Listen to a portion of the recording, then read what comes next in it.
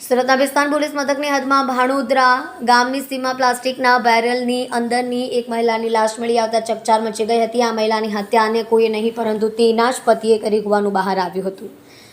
22 જુલાઈ 2024ના રોજ સુરતના વિસ્તાર પોલીસ મથકની હદમાં ભાણોદરા ગામની સીમા સચિનથી ડિંડોલી જતા કેનાલ રોડની સાઈડમાં એક પ્લાસ્ટિકના ડ્રમમાંથી લાશ મળી આવી હતી। બનાવની જાણ થતાં પોલીસના અધિકારીઓ ઘટના સ્થળે પહોંચ્યા હતા। ડ્રમમાં માથું અંદરની સાઈડ અને પગ બહારની સાઈડ હતા। ડ્રમ ખૂબ જ ભારે હતું। ડ્રમની અંદર મૃતદેહ સાથે કપડાના ડૂચા સિમેન્ટ પણ ભરવામાં આવ્યા હતા, જેથી પોલીસે મૃતદેહ સહિત ડ્રમને સિવિલ હોસ્પિટલ લઈ ગયા હતા, જ્યાં ડ્રમ કાપતા અંદરથી એક મહિલાનો કોહવાયેલી હાલતમાં મૃતદેહ મળી આવ્યો હતો। આ મામલે વિસ્તાર પોલીસે મૃતદેહ મળી આવ્યો હોય તપાસ હાથ ધરી હતી। સુરત ક્રાઇમ બ્રાન્ચની ટીમ પણ તપાસમાં જોડાઈ હતી। મૃતક મહિલા કોણ છે, ગુનાનો ભેદ ઉકેલવા માટે વિસ્તાર પોલીસની 6 ટીમ, ક્રાઇમ બ્રાન્ચની અલગ અલગ 7 ટીમ બનાવવામાં આવી હતી। પોલીસે બનાવવાળી જગ્યાની આજુબાજુના 200થી વધુ સીસીટીવી કેમેરા પોલીસે તપાસ્યા હતા। ઉપરાંત 50થી વધુ સોસાયટીઓ ચેક કરી હતી તથા 20થી વધારે બેરલ કન્સ્ટ્રક્શન સાઇટો ચેક કરી હતી। દરમિયાન પોલીસે જે બેરલમાંથી લાશ મળી હતી તેની ઉપર GACL વાળું લખાણ પણ જોયું હતું।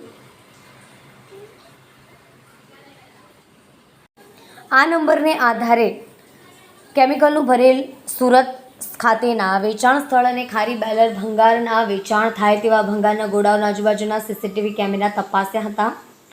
પોલીસને આ ગુનાનો ભેદ ઉકેલવામાં સફળતા મળી હતી।